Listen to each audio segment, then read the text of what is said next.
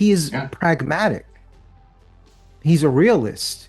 He's maybe he's an atheist. Maybe he's a nihilist. Who knows? But he's not sentimental. I mean, listen, he's dead. It's my business now. It doesn't mean that I don't have a code. It doesn't mean that I'm not going to make things right.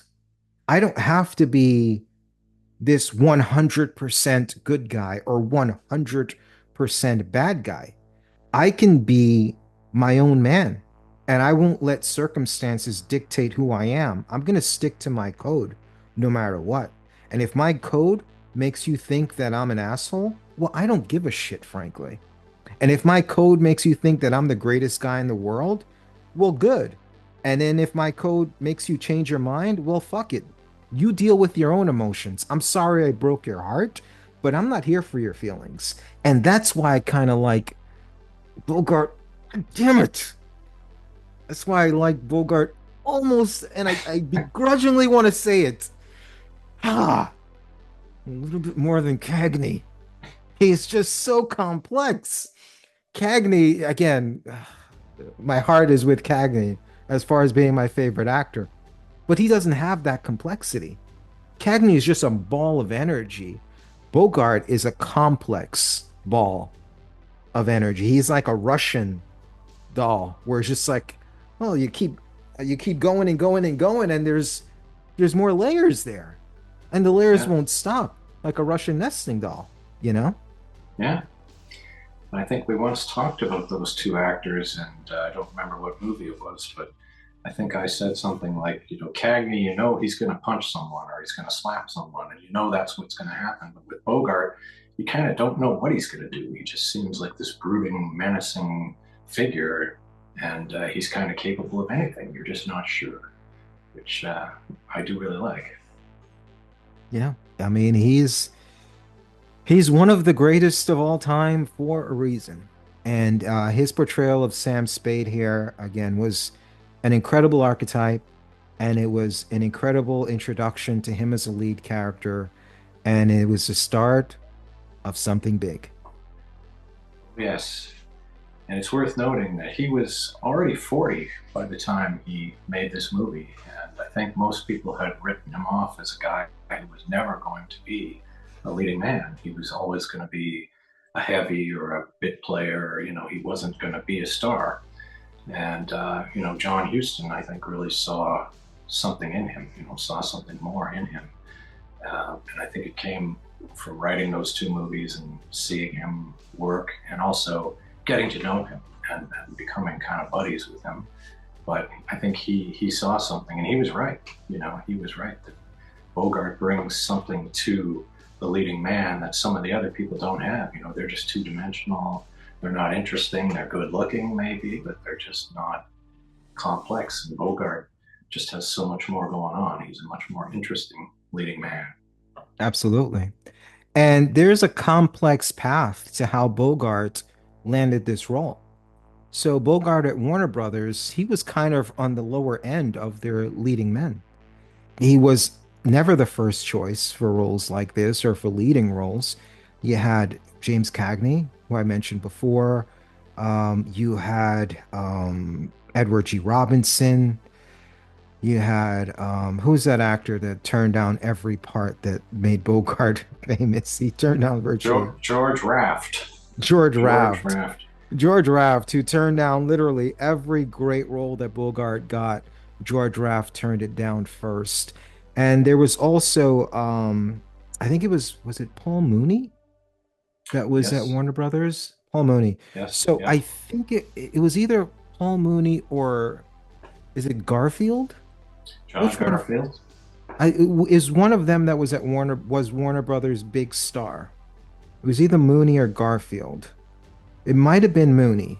I, Um, I think so. it But might have been Mooney, but you can look that up. But it was one of yeah. them. It might have been Mooney. Look it up and let me know if it was Garfield instead. But either way, Warner, like other companies, other production companies at that time, they had all their major stars under contracts. And when you're signed with the studio, you make movies with that studio in that time, in that studio era. And you had your A stars, your B and your C and your D stars. And the A star was the one that got to pass on every role. It's like every script went through them. And Warner Brothers had their A star, whether it was Mooney or Garfield, I'm not Yeah, sure. it You was can, it was Mooney during the it was Mooney. 19th during the 30s. He was considered their most prestigious actor at Warner Brothers. So Okay. he Well, was the big one. Mooney was the guy that had the first run through of these type of parts that Bogart wanted. But he wanted to do certain types of films. He didn't want to do these type of films. And, you know, the people below him is like, well, hey, I want to do this film, I want to do that film. People are turning down roles, and Bogart said, well, get rid of Mooney, slot everyone else one stops, slot up, and your problem is solved. And that kind of happened naturally. And that's how Bogart got slotted up.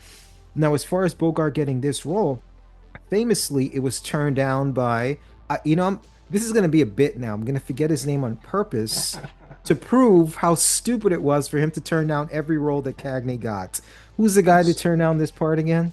George Raft. George Raft. So George Raft again turned down every role that made Bogart a star.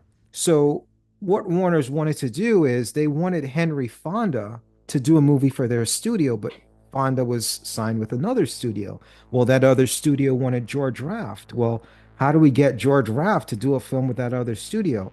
Hey, we're going to offer George Raft this movie, which we know he doesn't want to do because he's not going to work with a first time director and he's not going to play this kind of shady bad guy. That's not the type of role George Raft takes. If it did, he'd have Bogart's career. So they offered him the role and said, you have to do it, knowing that he would turn them down. So when he turned them down, they'd be like, okay, fine, you can turn this down. We'll let you turn it down only if you do this movie with this other studio. So he agrees to do the movie for the other studio. They get Henry Fonda. George Huston think, oh man, this studio really backs me. But no, Warner Brothers, they're more deceptive than the Maltese Falcon in that they're playing chess while everyone else is playing checkers. They get Henry Fonda. They get George Raft to turn it down. So George Huston can get Humphrey Bogart. Humphrey Bogart now gets elevated as a big star. They get Fonda for their big movie. And all's well that ends well with the backstabbing, conniving ways of Hollywood, which is more intriguing than a lot of their films. But yeah, it was an interesting path to how Bogart ended up getting this role and how Warner Brothers got what they got their cake and ate it too because they made their director, their star happy, and they got what they wanted at the end. And of course, Hold on, god damn it. Oh shit. $2. God damn it. George Raft. George Raft ended up getting the shaft because he's George Raft. Yeah. Well, interestingly, George Raft, one of the reasons he gave for turning it down is that he didn't think it was an important picture. And he actually wrote a letter to, I believe it was Jack Warner, saying, I'm writing to you personally because I feel any difference of opinion can be settled in a friendly manner. I strongly feel that the Maltese Falcon, which you want me to do, is not an important picture. And I must remind you, before I signed the new contract with you, you promised me that you would not require me to perform in anything but important pictures. So he was obsessed with being in something important, and he felt this wasn't. And of course, he was wrong about that. This was an important picture, as it turns out. But Huston actually always wanted Bogart, and he was quite thrilled when George Raft turned it down. And he later said that he was prepared to beat Raft senseless with a blackjack if he'd shown up on the set. So he really did not want Raft in this movie. And Yeah, I think, but ironically, George Raft, of all those actors that played, so in the 40s, after post World War II, as these crime films and noir films became popular, that's the direction the studio went with their action movies. They went to film noir. But in the 30s, the decade prior, it was all gangster movies. And again, the gangster movies, you had Paul Mooney, the guy we talked about before, their A-star that was in Scarface, great gangster movie. You had Mhm. Edward G. Robinson in Little Caesar. You had James Cagney in Public Enemy. George Raff was also in Scarface, and he was in They Drive by Night. So you had all these actors doing these gangster type roles, but none of them had the complexity to eventually elevate and do the type of characters that Cagney did. But I think that was kind of their attitude. Is like they didn't want to keep playing these one-dimensional gangsters, but I don't think they really had the diversity or the range in their acting to really pull off these type of characters. And none of them really, I think their careers really didn't go that far after those very gangster movies that none of them wanted to do because they weren't the type of actors that you would typically see in a prestige type of film. And even James Cagney, again, my heart is with James Cagney. Um, he pulled away from gangster movies, but ironically, some of the better movies he made, I mean, he also did a lot of really great musicals as well, because he was originally a song and dance man.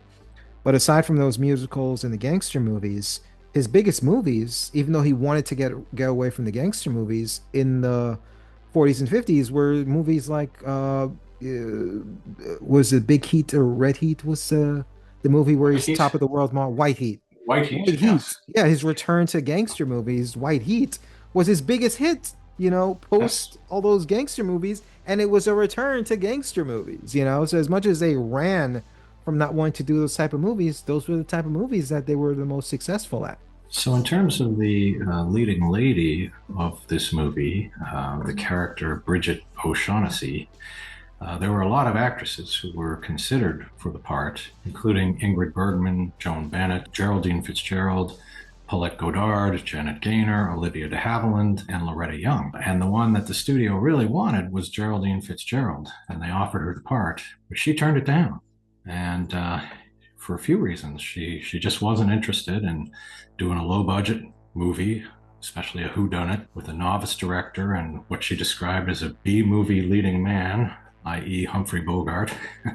And she had just played opposite Laurence Olivier in Wuthering Heights, and so she kind of felt like, yeah, I'm a bit above this material. This is kind of pulp fiction, and I'm more serious. But the other thing is, she also had a trip scheduled to the East Coast, and I think she had a special contract that she only had to work about 6 months of the year, and so the rest of the year she would do things like go to the East Coast, and so she didn't want to give that up and be in this movie. So again, probably a mistake because her career didn't really go all that well. But anyway, the second choice, of course, was Mary Astor. And the interesting thing about her is that she had been involved in a very high profile sex scandal just a few years before. And it's interesting because she's always struck me as a very classy actress. She sort of looks very classy. She seems very classy. But she apparently had a lot of affairs. She famously, John Barrymore, I believe, and playwright George S. Kaufman, very successful Broadway playwright. And she had a diary where she would chronicle all of her adventures. And unfortunately, when her second husband was wanting to divorce her, he threatened her with this diary. He got hold of the diary and he said, I'll make this public. I'll ruin your career. You won't be able to act anymore. Because there was, of course, a morals clause in the brand new production code, the Hays Code, as they call it. So if she was found out to be, immoral, as they might say, then that could have really jeopardized her career. And so it got ugly, and the diary was never really released during the court proceedings, but her ex-husband's lawyer kept on referring to it and talking about things that were in it. And according to her, a lot of it was fabricated. So we don't really know what all is true and what isn't true, but it was huge news. It was in all the newspapers. It was a huge scandal, and I think it kind of almost kind of derailed her career, but she somehow kind of made it through that. And then this part here, Bridget O'Shaughnessy, it seems like it's almost perfect in a way because she's playing a woman who is, I guess you could say, immoral in a way, and she seems to manipulate men and possibly have affairs with all these different men, although it's very, subtextual in this version of the story. But again, because of the Hays Code, they can't be very overt. But she's clearly, good at lying and manipulating people, and she's ultimately, obviously, the femme fatale, and perhaps the one that set the standard for all future femme fatales. So in a way, her reputation almost worked in favor of her playing this character, and it really kind of elevated it in a way, just because people knew kind of some of the stories about her, and it kind of all fit. Um, but but yeah, I think she does a great job. She's kind of all over the map in a way, because she's lying and she's saying all these conflicting things, and often when you look at her, she looks like she's kind of panicking, and she's trying to figure out what to do and what to say, and it's a really it almost seems a bit unhinged in a way at times, but yeah, I think I don't know, it's hard to imagine if someone else had done the part, much like if George Raft had played Sam Spade. I don't think it would be the same movie. I think these two actors in these parts, they just kind of inhabit them. Um, what do you think about Mary Astor? Well, I have a few thoughts. I'll start with this. Why so serious? Every actor. Well, this isn't serious enough for me. I only want to do serious films. Like, everybody is so hung up on the seriousness of the movies they do. Okay, like I can understand not wanting to make fluff or not wanting to make garbage, but a good script is a good script. A good part is a good part. Everything doesn't have to be Wuthering Heights or Gone with the Wind to be a good movie. It doesn't have to be this deep, thoughtful melodrama that everyone wanted to star in the 30s and 40s. You could make other good movies. A lot of those quote unquote serious movies are very dated melodramas that people don't even like nowadays. Most of the movies that are remembered from these eras are the genre stuff, the crime movies, the either the gangster movies or the film noirs, or the artistic stuff like Citizen Kane and movies that were challenging. It's not a lot of these melodramas where you had all these long monologues where it's like everyone would just have like, their like two or three scenes where they would have their quote unquote Oscar scene where it would be their chance to talk uninterrupted, just spousing off these, soliloquies at each other. So I don't know. I just wanted to make a statement on that because everybody's like, I'm a serious actor. I refuse to do something. Come on, like, be serious. The other thing is, the only one I had read about that was really seriously considered was Geraldine Fitzgerald, but it's kind of interesting that so many names are out there from a superficial standpoint, because I guess we are guys, and any anyone who's seen any of my movies or even trailer for my movies know how superficial I am.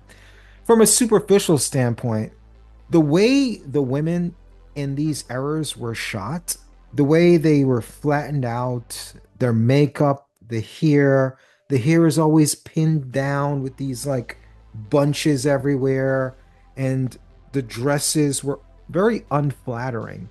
It made it seem like no one back in the 30s or 40s had any shape. They were just these flat, like it's almost like a dress hanging from a hanger. It's just flat. Again, these women are beautiful. I'm sure they're whatever, but just the way they're photographed, the way they're dressed, the way they're portrayed, they all have like these 2 to 3 inch heels. They all have these similar hairstyles. They all always wear dresses, even if they're fresh out of bed. They have these dresses that go down to their ankles, and they're very unflattering. And they all have the same body type. They're all about like, 5'3" to 5'6", 110 to 125 pounds, maybe. They all look very similar. So When you say this actress, that actress, they all look the same to me. Unless you're talking about Marilyn Monroe, physically they all bring the same thing to the table. So it's just a matter of acting style and acting chops. And from an acting standpoint, I think she does a really good job. In today's day and age, the superficial male will say, hey, well, to be a femme fatale, you got to look the part. But again, back then, one actress is as good as another. So to me, it was all about the acting. No, she's not Igmar Bergman. Ingrid. Ingrid. Ingrid. She's not Igmar Bergman. No, she's God certainly damn not. it. She's not. No. She's not Ingrid Bergman. She's not the prestige actress that Bergman is. She maybe couldn't cut it in Gone with the Wind, in not Gone with the Wind, in Casablanca.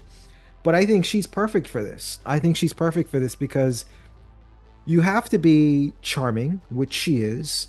You have to be fiery, which she is. You have to be unlikable, which she is. I mean, she's a complete bitch to everyone except Bogart. And you have to be likable when you need to be likable. She hits a lot of different ranges, where it's just like you can believe Bogart's in love with her. You can believe all these guys that actually know her thinks she's a piece of crap, because they actually know her. But yet you can believe that our lead character, the character we're rooting for, could fall for her. And all of those things are believable through her performance. And, when she needs to be flustered, when she needs to be shocked, Bogart's incredible monologues at the end of this movie don't work without her reactions.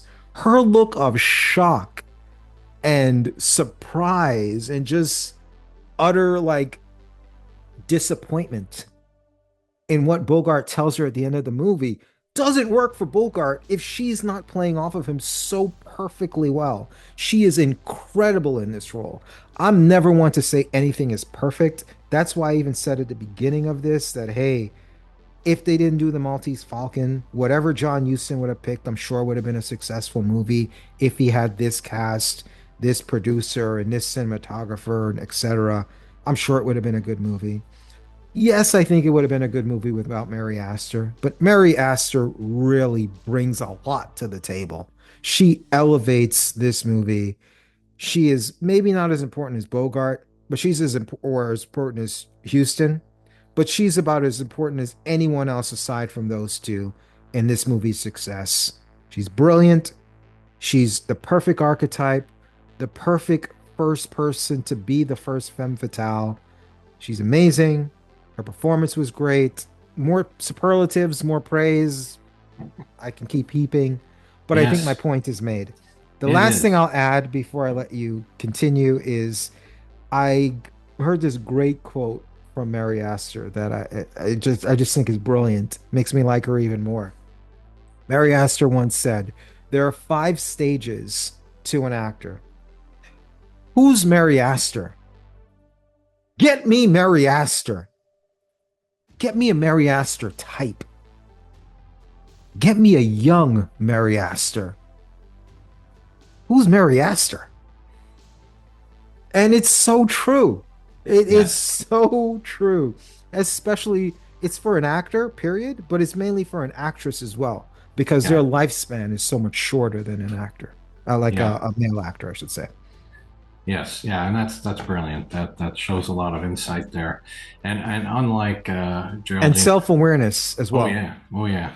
And when Geraldine, unlike Geraldine Fitzgerald, when Mary Astor was offered this role and she read the script, she just thought this was ripe and juicy, and she thought the character was attractive, charming, appealingly feminine, and helpless, and a complete liar and a murderess. And what more could you want? She just thought this was a fabulous part, and she wanted to do it. And that's the right attitude. I don't know. I agree with you. I don't understand why people, if it's a good part, it's a good part. But yeah, Mary Astor, she ultimately wound up signing a contract with MGM, and she was not happy with it because they wound up putting her in a lot of uninteresting roles, and she wound I'm up, sorry, before you move on to her later career and stuff like that, yeah, um, it's a lesson to learn from for other filmmakers and for actors as well. Yes. Sometimes when you really want someone for a part and they give you the type of attitude that Fitzgerald does, they're doing you a favor by turning it down.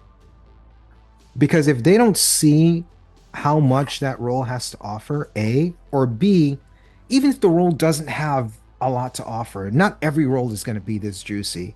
If they're not willing to bring their all to the part and they're just there to be a name, like how many movies do we see where it's just like, oh, here's this actor collecting a paycheck. Oh, this work is beneath him.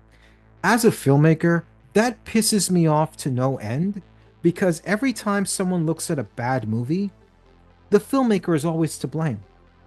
And when it's a good movie, oh, it's the actor's credit. When it's a bad movie and you have this big name actor and they're surrounded by other no name actors and it's a low budget and it sucks, no one ever says, why isn't that actor given any effort? It's more so, why would that actor give any effort? And that's such a shitty attitude to have. And I would say this to any filmmaker or writer or anyone watching this, you don't need that. Having a name actor that doesn't give a fuck about what dialogue you're giving them or anything you're doing on the script, reinvest that money into maybe the production or something else. Because as a filmmaker, it pisses me off to no end that an actor can just cash in, collect a paycheck, make fun of the movie they're in, get no blame for a movie's non-success if it's a low budget and if they're the biggest name in the movie. And it's better to get someone that embraces it, whether it's good or not. There are plenty of bad movies that are fun to watch because an actor completely embraces it and they have fun with the role. Yes, this is silly, but I'm going to be over the top like Nicolas Cage and I'm going to have fun with this and I'll make this a cult movie or a cult hit. Or it could be a movie that is great, but people just don't really see it at the time, like this, and Mary Astor can completely elevate it. So didn't mean to interrupt you, but as a filmmaker, I just wanted to make that particular rant. I'm sorry. Go ahead. Yeah, no, that's great. That makes a lot of sense. Yeah, so I was just going to say, incidentally, that she wasn't really comfortable being the star. She didn't really want to be the sole star of a movie, Mary Astor. So she preferred being in movies like this, where there was somebody like Humphrey Bogart who could carry at least half the weight. She preferred that. So might be one reason why she didn't become a bigger name. But she did unfortunately sign a 7-year contract with MGM, which she came to regret because they gave her a bunch of what she called underwritten interchangeable supporting roles, and she dubbed it Mothers for Metro. That's what she wound up doing for 7 years, and nothing too interesting. But she also became good friends with one of your favorites, Bette Davis, because they did a movie together called The Great Lie, I believe. And Bette Davis had wanted her in the movie because she had seen her actually play the piano and perform, and she thought she was great. And they actually really got along, and they became good friends after that. And I believe, if I'm not mistaken, that the final film that Mary Astor did was one that Bette Davis did. A great movie, actually. Movie I like. Um, is it Hush Hush Sweet Charlotte? Is that the one I'm thinking of? I think that No, that wasn't her. That was was that or that which one Joan is it? It's Crawford, wasn't it? In that one with her? uh Oh no, no, no, that wasn't Joan Crawford. Joan Crawford was in Whatever Happened to Baby Jane. yes. Hush Hush Sweet Charlotte. Mary Astor was in Hush Hush Sweet Charlotte? Yes, she was. Yes. Oh. And that was her final role. Unlike a lot of people who maybe didn't get along with Bette Davis, they got along and they became Which is friends. most people Most people, you're saying, got along? did not get Oh, along. did not get along. You Okay, said yes. unlike most people, Yes, which is most people who yes, did not get yes, along with Bette Davis. Yeah. yes, exactly. Yes. Um, yeah. So, anyway, I kind of, I think what maybe you were getting at there a few minutes ago, that was something I used to think too. I would see this movie and I would look at Mary Astor and I would think, well, she doesn't really look like a real, manipulator of men, seducer of men. She just looks classy. She looks like a classy woman. But it's not so much the way she looks. It's her character, and I guess knowing her backstory, her actual real life story might have brought something else to it as well for Yeah. audiences at the time. Yeah, back then it's really hard to, first of all, you can't look at someone on their on-screen persona and gauge who they are. That's why every time there's a sex scandal or anything weird going on with a celebrity, it's like, he did that or she did that. Because you don't really know these people. Someone can only play preachers in their movies and they could be a sex maniac. Who knows? Or someone can play a sex maniac and only go home to their wife and kids. So based on an on-screen performance or persona, you can't really gauge a person's character. And the other thing, again, with films back then, as I said, with the way they made women look, even the way they made men look, how many movies do you see from the 30s and 40s where every guy's in a suit? I mean, I doubt back then that every guy woke up and put on a three-piece suit to leave the house and a fedora. But if you look at these movies, you think every guy woke up in the 30s and 40s and put on a suit, you know?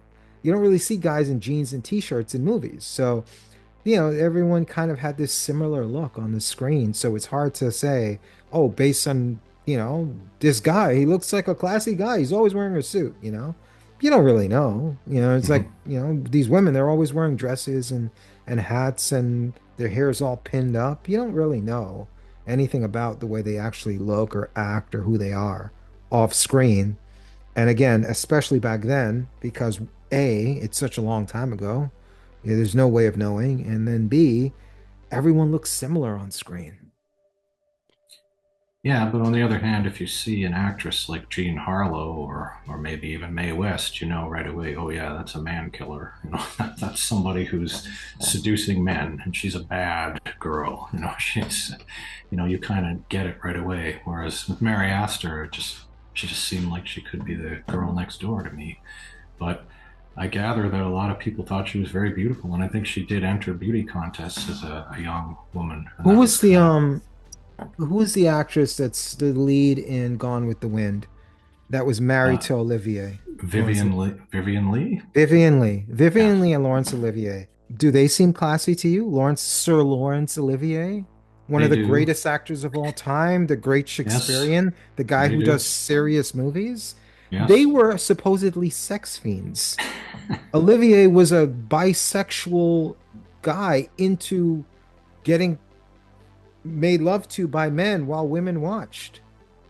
They were both incredibly like deviant sex addicts. They would have sex with different partners, they would have group sex, and they seemed classy. You can't Yes. really tell. You can't really No, tell. you can't. You can't. And it's like, a lot of true crime cases where it's like the guy's living next door or he's married to somebody and they have no idea that he's a serial killer. He Yeah. seems like a nice guy. So Yeah. that's very true that you can't really tell what somebody's really like.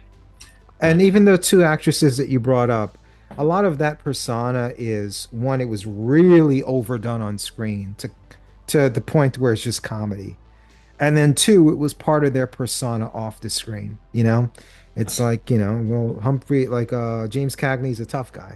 He's gonna take that persona off the screen, whether he is or not.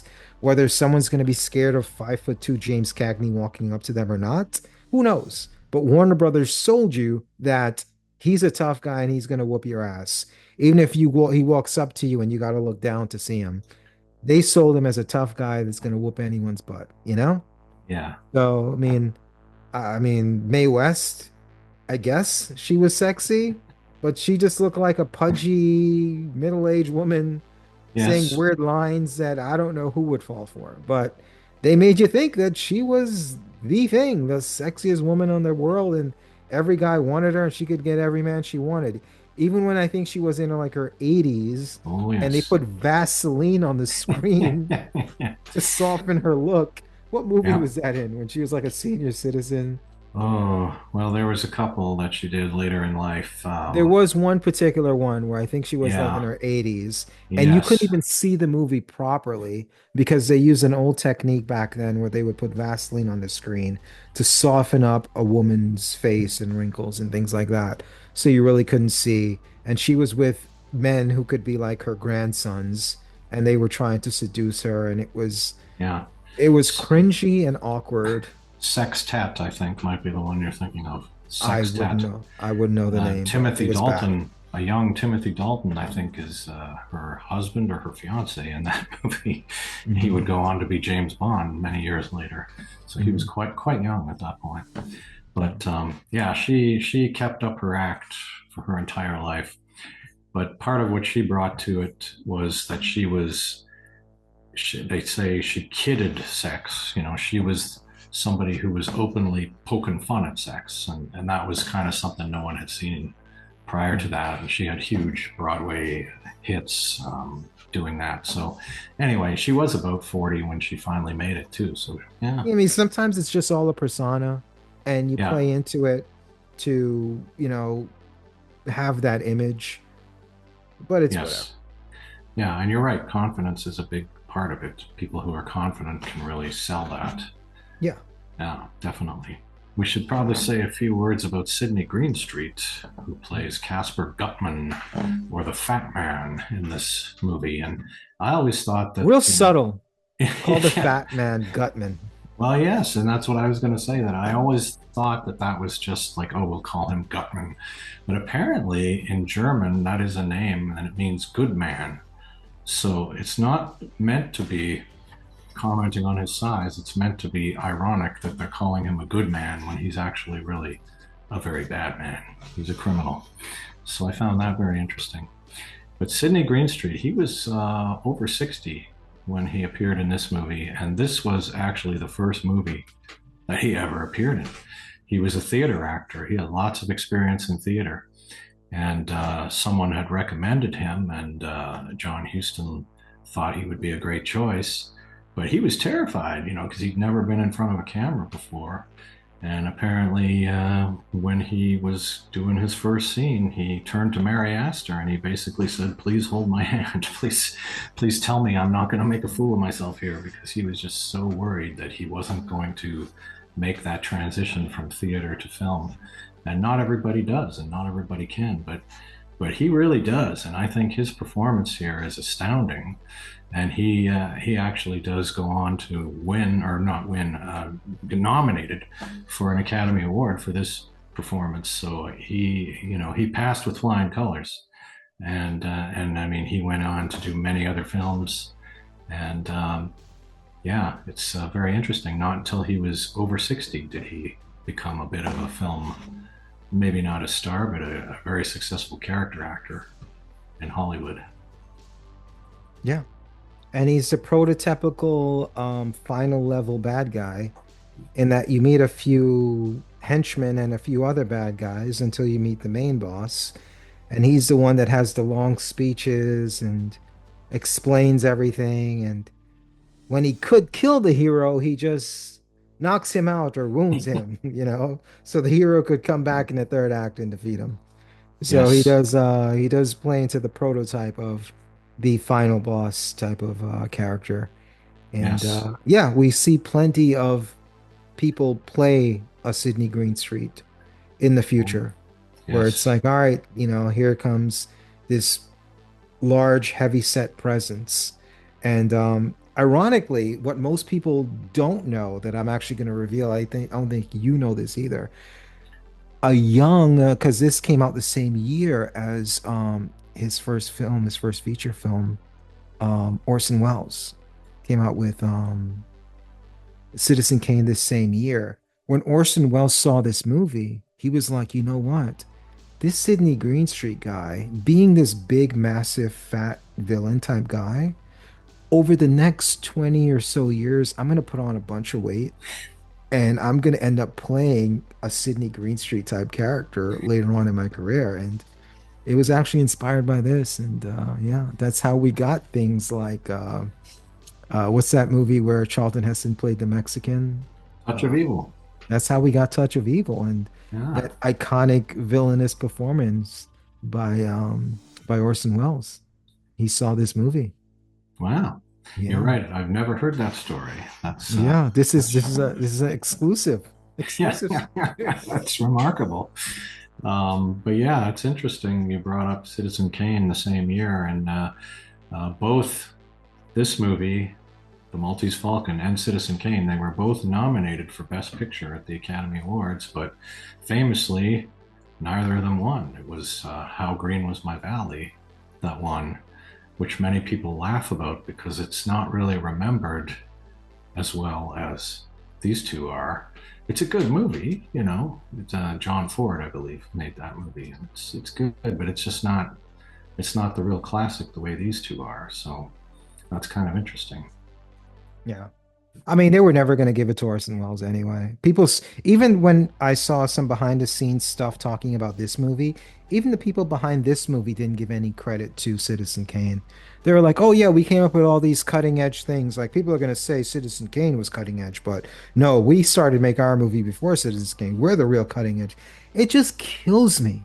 It kills me how much people don't want to give any credit to Orson Welles or Citizen Kane. There's so much like, I don't know. I guess he really pissed them off, people in Hollywood at that time, or people in Hollywood in general. But the amount of people that don't want to give that movie credit is asinine. It's just crazy. Yeah, But yeah, I mean, honestly, I think even if this won, it would have been a criminal for Citizen Kane not to win. But the fact yeah, that even it wasn't even this film, it was How Green Was My Valley. I mean, come on. yeah. Yeah, I mean, John Ford, one of the great filmmakers of all time, but Oh come on, yeah, but come on. that's not his best movie though, by a long No, shot. no, Yeah, no. yeah. So yeah. So aside from Sidney Greenstreet, we also have Peter Lorre in this movie, and Peter Lorre, of course, Oh, kind yes. of Excellent. yeah, one of the most imitated characters or actors probably in Right history. behind Humphrey Bogart Yes, yeah, as far as um, imitated actors. yeah, absolutely. And of course, he was best known for playing the, I guess we call him the villain, maybe, and M, Fritz Lang's movie prior to this. So he plays a pedophile that kills little children, and you said he's the villain, maybe. Well, you know, Maybe he's the villain. there A might be. pedophile that kills children is maybe the villain. Well, I wasn't sure if villain was the Mm. right word or whether it's a monster or, no, I just wasn't sure whether, Here comes the back pedal. Here you comes know, the back pedal. and I thought No, you said perhaps maybe. You it's a said little maybe. nuanced, maybe, like, you know, are we Nuance. sympathetic to him? Do we feel sorry for him? Sympathetic to a pedophile that kills children. Yeah, Okay. well, you know, Okay. um, but um, but yeah, this movie, in a way, this is kind of what solidified him as a Hollywood star. You know, this really kind of launched him, and he's great in this movie. And of course, the interesting thing about his character is that in the book, he is openly gay. And of course, when the producers sort of saw the first draft that was very, very, very close to the book, they sort of went, "Oh my God, no, you can't do that. The Hayes Code, you know, the Production Code Administration, they're not going to let us do that. Going to get us in trouble." So they had to kind of bury it, but they're still kind of giving us hints in the movie, though. You know, like, I'm curious. I think he's gay, yeah, the way it's played. What, aside from just calling him gay, what do you think they did that need to be edited out? Because he still comes off gay to me. Like, what do you think was omitted from the film? He had a boyfriend or something? Like, what could they have cut out? I mean, it's a tight script, it's a tight cast. I yeah. doubt they're just going to add another character to be his boyfriend that they cut out the movie.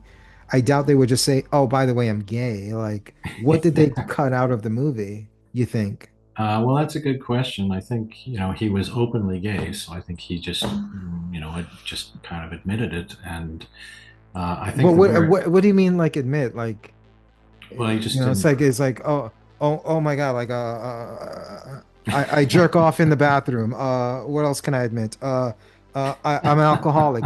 I'm a gay. Like, is he being interrogated? Is he a criminal? Like, how do you admit to? something like that. Like Well, haven't you met gay men and they just kind of right away, you just know, like they're they just admit that so, they're gay. well, they don't say, hello, I'm gay, but they're just very clear, they're very, That's what I'm saying. Like to me, yeah. it's very clear that he's gay. So I'm curious as to what they would have cut out. Like, Yeah, well, all I know for sure is that in the original, which is the pre-code movie, where mhm. they could get away with stuff a little more, when he's introduced, or when Effie, the secretary, tells Sam that, oh, there's someone here to see you, she describes this person in such a way that he thinks it's a woman, and she's going to Mm. come in and they're going to, maybe get together. But of course, it's a man who walks in. And so I think that was even clearer that, this man is basically like a woman. But Okay. Peter Lorre doesn't play it as effeminate. He doesn't give him any real typical gay qualities, I don't I think. mean, But he's caressing his walking stick yes, well, like that's it's a one of, phallic symbol. absolutely, yeah. And You that's know, his definitely, he has perfume on his card. yes, those are definitely hints. Absolutely. And the other interesting thing is that there's some suggestion that actually Casper Gutman was also supposed to be gay, and that Wilmer was kind of like his boy His toy. boy toy, yeah. Yeah, Because he does massage Bogart's knee when they sit down together. yeah, And then when he exits in the final scene he's in, he just give a little twinkle with his fingers, like ta-ta. Yeah, he does definitely come off effeminate. yeah. And he says that Wilmer is like a son to me, but that may not quite be the way he feels about Wilmer. That Mhm. might be the way we're kind of covering it up in this post Hays Code world. Mhm. Mhm. But yeah, that's something like in pre-code movies, you could be clearer about characters being gay. They were just part of the world. But after the code was enforced, they kind of disappeared. Although lots of people will refer to Peter Lorre in this movie, his character, as a gay coded character. That gay men in the audience would have gone, "Oh yes, he's gay." They would have gotten it, but it wasn't But I something. said he's gay. Are you calling me a gay man in the audience? No, but I think you're a modern man who is a little more aware of these things. You're But saying I the think audience in 1940 couldn't tell he was gay? yes, I think probably a lot of the mainstream audience wouldn't have thought of it. They That's just would have interesting. I just yeah. assumed that it was obvious, but you think that they couldn't tell. I think so. I think mainstream people who weren't in that world, I think it just wouldn't have occurred to them. Mhm. The same way that Jack Lemmon and Tony Curtis dressing up as women and going into a women's washroom, nobody batted an eye, even though they don't really look that much like women to modern eyes when you see them. But I think at the time, people wouldn't have even thought, like, why would a man put on a dress and put on lipstick? Like, it just wouldn't have occurred to them that this might be a man in a dress. Mhm. I think people just weren't as in tune to that back then. I don't know. I disagree. I think people always say, well, oh, well, we're more sophisticated now. We can tell. I think people weren't idiots back then. They would, I mean, it was a long time ago, but they weren't morons. I mean, No. even like a few years ago, how long ago was it that that movie White Chicks or Oh White boy. Girls came out with the Wayne brothers? Yeah. Was that like 15 or But that's the same 20 kind of years ago? premise of like Yeah. guys dressing like women and people falling for it. I mean, Yeah. you think someone in their teens now would say, "Oh yeah, like we could tell now that the Wayne brothers were really men." But when that White Chicks movie came out, the people back then, 20 years ago, they couldn't tell that they were really men. They looked like women, you know. You think people in their teens would say that about White Chicks now? I hope not. And it's 20 years old, by the way. White Chicks, That's what I'm saying. Someone in 2012. their Yeah. teens, Yeah. you Yeah. know, who wasn't even born when it Um, came out. but would you call White Chicks a good movie? We're not talking Did, about quality of movie. did it fool anyone, or did people go, "This is just ridiculous"? They We're don't not look talking like. about quality of movie. We're just talking about I comedies, which I don't know. I didn't hear about Sean and Marlon Wayans going into any public washrooms in real life and fooling the women into thinking they were real women. I did hear that about Jack Lemmon and Tony Curtis. I don't know. Did you hear about Sean and Marlon Wayans fooling people in real life? No, but much like Hollywood, when you told your first story about the secretary typing up the script and one of the Warner Brothers saw it, it could just be a story made up to make the movie sell, to make it more interesting, a little sizzle to the steak. I suppose that's true. I mean, come on. Have you seen Jack Lemmon and Tony Curtis in wigs? Well, absolutely, yes. That's what I'm saying. To my modern eyes, they don't look like women at all. Like they would not fool me. But perhaps in 1950 they would have. I don't know. With their shoulders and with their broad shoulders and come on. They don't even look effeminate. They're not even like effeminate men. No. It's not like Peter Lorre or something where at least the height and the frame maybe they're tall, Yeah. you know, Yeah. broad shouldered. That stubble's gonna show, the stubble may not show in black and white, but it'll show in real life. Even though the movies are black and white, people lived in color in the 30s and 40s. So a lot of Yeah, you things could that be are right. Could be right. easier to miss with the eye in black and white are a lot more obvious in color. So, Now you make a good point. mm. But getting back to the Maltese Falcon, I guess basically what we're saying is this is an amazing cast, and this movie really launched a lot of them into great things. I mean, we've already talked about Bogart going on to an amazing career as leading man. Peter Lorre and Sidney Greenstreet wound up actually starring in 9 films together after this. People liked them so much together. And actually, there's a 10th film.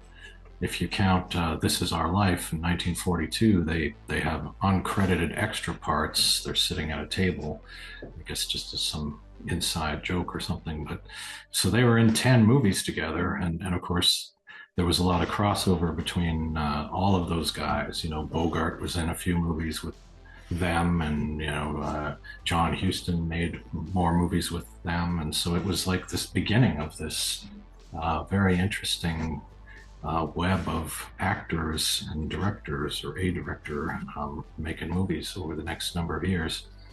So this was definitely important for that reason too. That it really launched a lot of people. This is a great film, great cast, and I think we should give our final review for the film. I think it's a masterpiece. I basically think it's a perfect movie. I mean, I don't have any problem with really any part of it. I think from the writing, which I think is incredible, to the performances, which I think are also incredible, and I think John Huston really proves that he is an important filmmaker who is just launching onto the scene. And I think everything about this film to me is perfect, and I can just watch it anytime. I don't know how many times I've seen it, but it's one of those rare movies that I can just watch, and I'll always enjoy it. So I can't recommend it highly enough. I would disagree in calling it a perfect film when I've seen better Bogart movies. I've seen better John Huston movies. And there are elements of the film that they're not really that high on the scale of what you look for in movies. Locations, cinematography. There are things that I would say it's hard for me to call it perfect when certain elements aren't really that high. It is a very low budget film. It looks and feels low budget. It almost feels like a stage play in certain ways because there are a lot of long scenes. There are even like scenes that are cut into scenes, like short little cutaway scenes, just to break up the location. Whereas a scene could go 20 minutes in one location, they'll just cut in like a really short, quick scene just to just to break that one long scene up. And even the whole third act is just one room. So I can't call it perfect because of things like that, but it is one of the best films I've ever seen. It is one of the greatest detective films. It is one of the greatest film noirs. It is one of the greatest John Huston films. It is one of the greatest Humphrey Bogart films. It is one of the greatest mystery films. So when you look at all these categories, while it's not number one in any of these categories, it's top 10 in a lot of categories. And it is easily one of the greatest films I've ever watched. It's incredibly rewatchable because for me, the most one of the most rewatchable films is a good mystery because a good mystery is going to be complex enough that you know where it's going, but the details always confuse you if you haven't seen it in a while. You're like, yeah, I know the basics of what's happening. I know where it's going to end up, but how do all these details fill in the blanks again? For movies like this and Laura, it to me those are like incredible mysteries because again, the end result you know where it's going, Mulholland Drive, you know where it's ending up, but it's so complex and it's so well done and the characters give it so much nuance or it's just like, yeah, I'm 90% sure that's their motive. But there's always that 10% chance that like, am I sure that that was their intention, you know? And that level of doubt, that level of complexity, to me is what make mystery movies incredibly rewatchable and why mystery movies are some of the most fun to rewatch. And this is definitely well up there with that as well.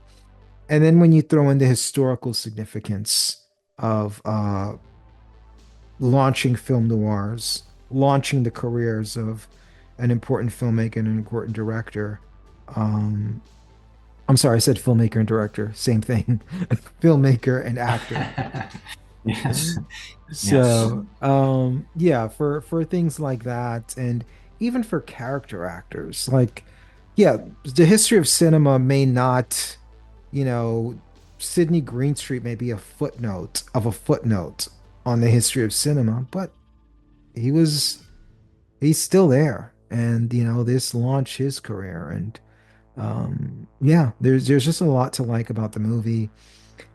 Without getting into full spoilers for a movie that, again, was made, before your grandmother or your grandfather were even born. Some people watching this. If you don't know the exact details, or if you're, depending on how you're watching this, what type of format you're watching it in, you could be watching it in the format of a watch along. Um, it's just worth experiencing for yourself without me flat out saying how it fully plays out and how it ends because it also has one of the greatest endings of all time.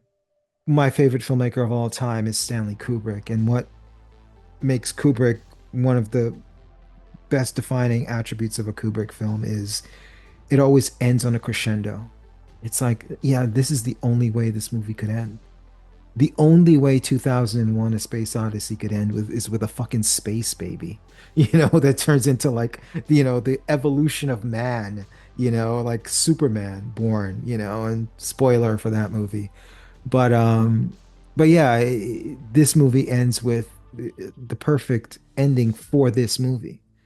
There was another ending that was shot, and I'm glad they didn't use it because the the final frame of Mary Astor's character, the final dialogue of Bogart's character is just so perfect. The added tacked on scene may work for the book or something like that, but I'm glad they decided to shelf the final scene. I'm glad the Warner Brothers decided that they didn't want to force this first time director into going with the original ending and to just go with his instincts, and they embraced the ending that he chose. Um, yeah, there's just so much that worked out well for this movie, you know, that it's I Yeah, can very high recommend. yeah, yeah. And you raise a good point. Like some people say to me, "Oh, I know who the killer is in this movie, so it's boring."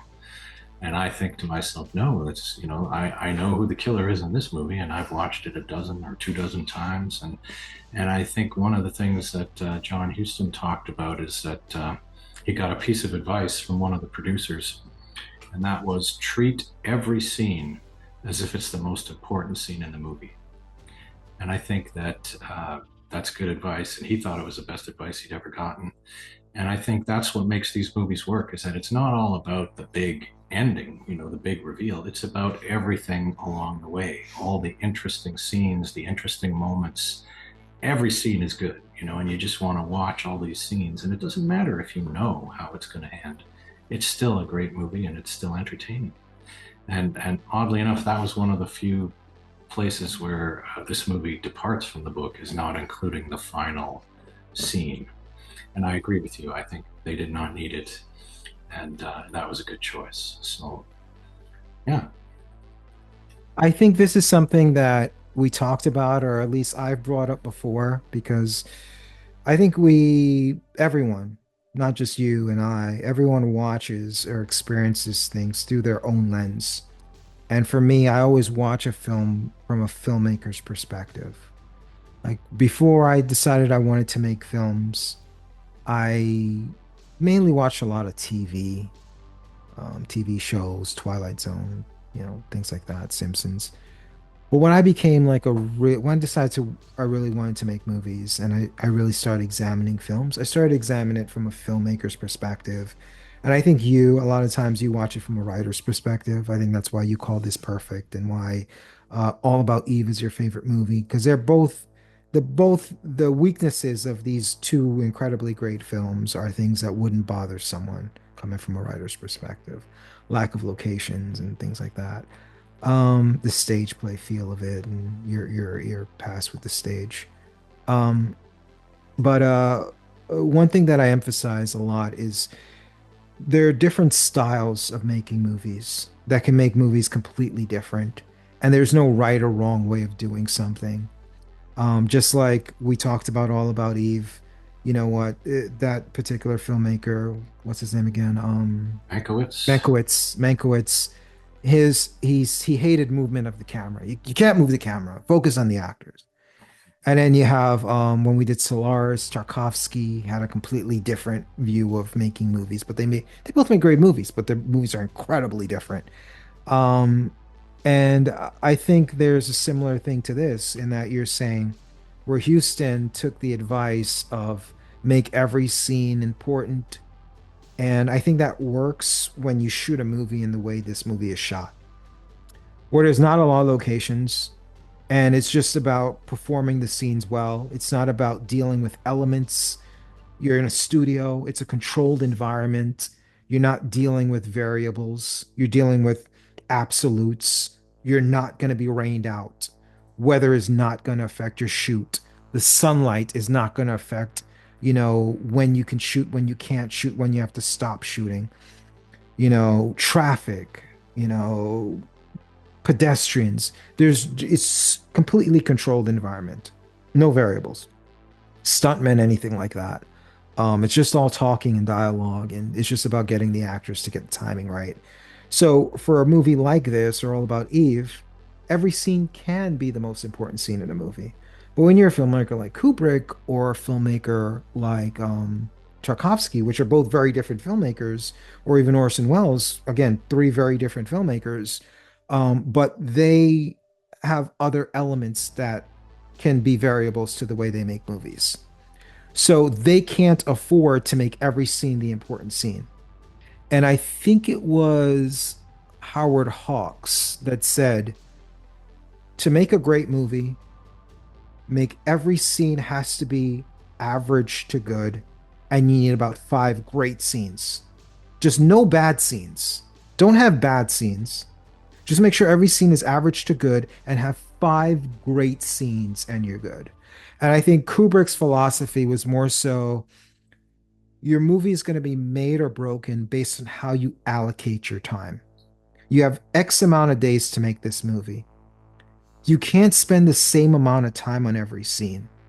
You have to pick the scenes that are the most important to you and spend the most amount of time on those scenes. So everyone has their own philosophy. And like they say, there's a bunch of different ways to skin a cat. So I think with this style of movie, I think that definitely works for a Mankiewicz or a John Huston. But I think there are other ways to make movies as well, based on how you make them and what you're aiming to create.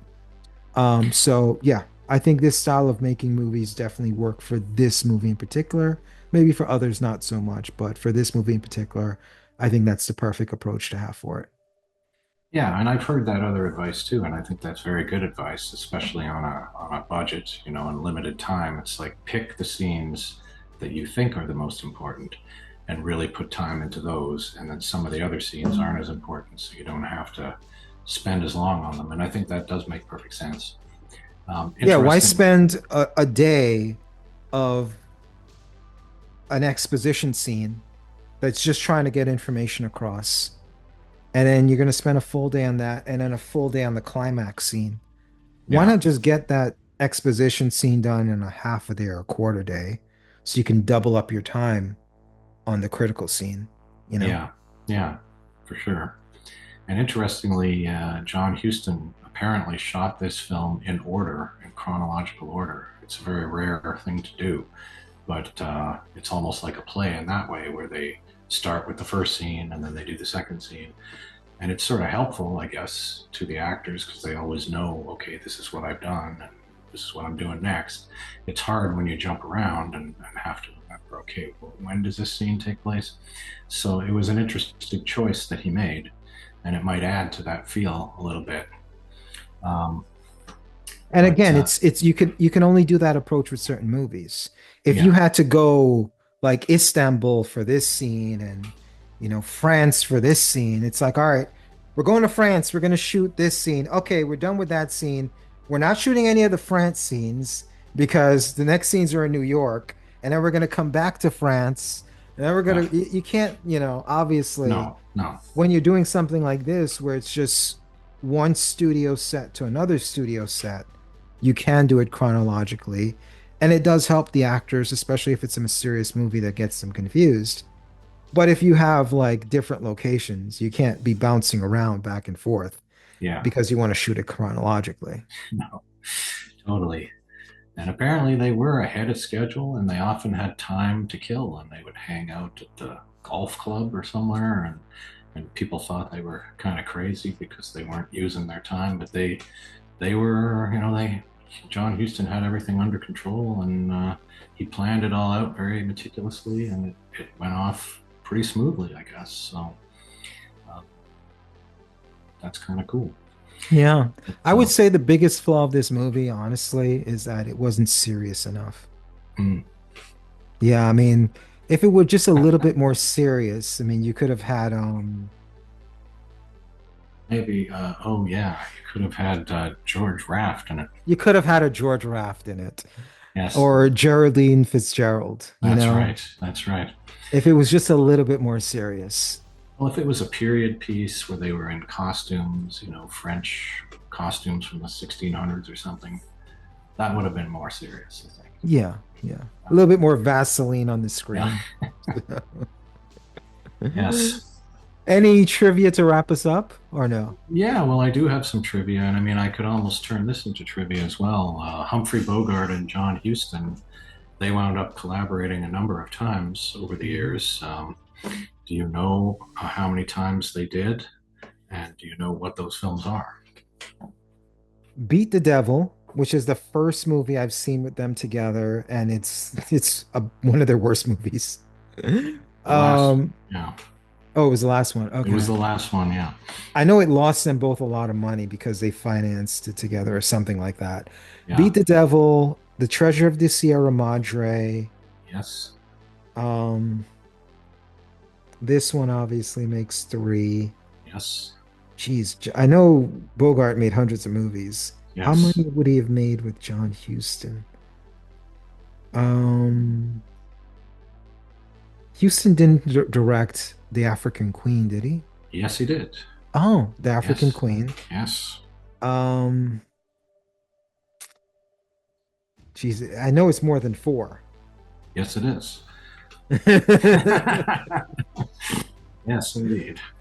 Um, Houston. I think they did more movies that was written by oh, that famous writer. Um, I would say maybe nine, Not quite nine. six. Six. I believe it's a Okay. total of What six. are the two I'm missing? Across the Pacific, Oh, 1942. I didn't know he directed that one. Okay. Yeah, and Key Largo, 1948. Oh, why did I think Key Largo was a Howard Hawks film? I don't Okay. Six. Well, I got four out of the six. It's not terrible. know. No, no, that was pretty good. Uh, so here's a question. Do you know how many days it took to shoot the final scene between Bogart and Mary Astor, this final Three. client? Yes, that's correct. 3 days. 3 days. Three sounds about right. Yeah, As a filmmaker, I would give it 3 days because yeah, it's a long scene. You figure one day to fully rehearse it, block it, map it out, get what you're doing. One day to really get the everything you want from the actors. And then you want to do a day where the actors are exhausted and they can't think. They just have to read the lines and they're not blocked from this is how I'm supposed to do it. You almost want to break them and then have them keep going. So for me as a filmmaker, I always three is always the right number for me. okay. It's good to know. Yeah. Humphrey Bogart actually had to supply something for this movie. His clothes. That's right, his own Back wardrobe. then, yeah, back then, Hollywood was very cheap. Well, Actors, I don't think it's for this movie. I think just in general, a yeah. lot of actors supplied their own wardrobe and I think even their own makeup in the 30s and 40s. Oh, yeah, yeah. Well, at Warner Brothers, it was definitely common. They were trying to save a bit of money, but they Yeah. did. I They, think I think some famous actors, especially actresses, would pay for their own makeup people. But I do know like they made them go out of pocket for a lot of stuff because they were contracted. It's like, hey, you're on a contract. You have this amount of money. You're responsible for your own hair and makeup or whatever, you know? yeah, What do you think we're paying you for? You know, type thing. yeah. So early in the film, Sam Spade walks past a poster for a non-existent movie, which is called The Girl from Albany, which was kind of a joke aimed at Warner Brothers because they had actually wanted to rename this movie, The Maltese Falcon. They wanted to give it a different name because they felt, well, we already did The Maltese Falcon in 1931, so they wanted a different name. And The Girl from Albany was kind of a spoof of what they had wanted. Do you know the name that they had wanted to use for this movie?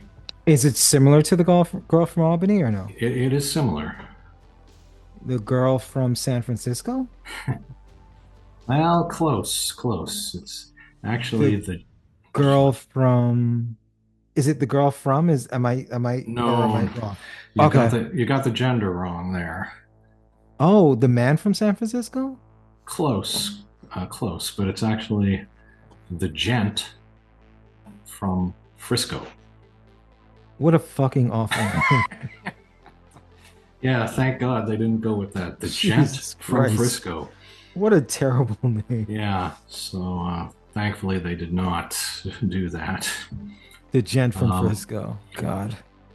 Now, here's an interesting thing, which I didn't even realize, but there is a cameo in this movie.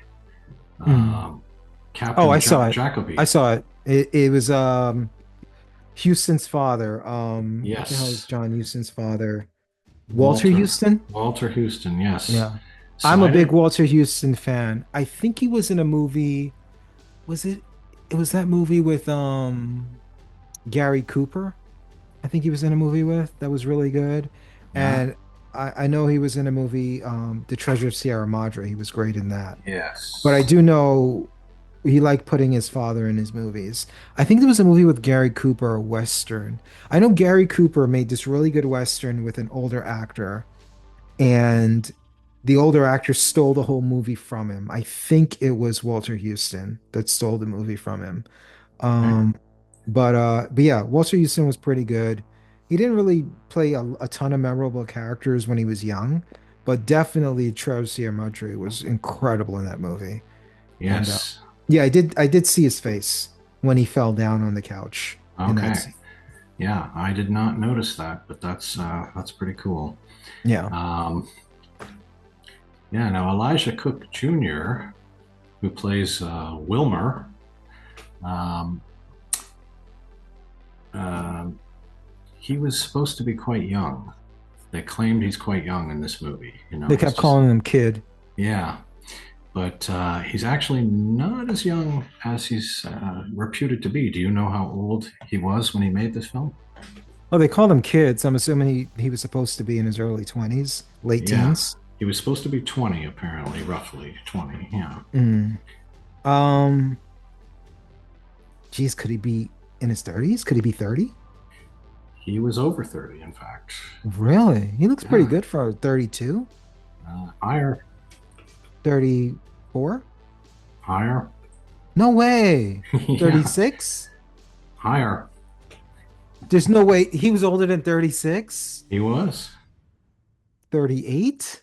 He was 38, if you can believe it. Wow. Yeah, I'm shocked because he does look really young. He does. And you see him in a lot of movies over the years, and he looks really young here. Like this is one of his first, but 38 years old? Okay. Well, that was interesting trivia. This is the best I think I've done in trivia. Yeah, not No? bad at all. Not bad. Yeah. Yeah. Yeah. Okay. Well, that was an awesome movie. Thank you It was. guys for spending that time with us. And until we meet again.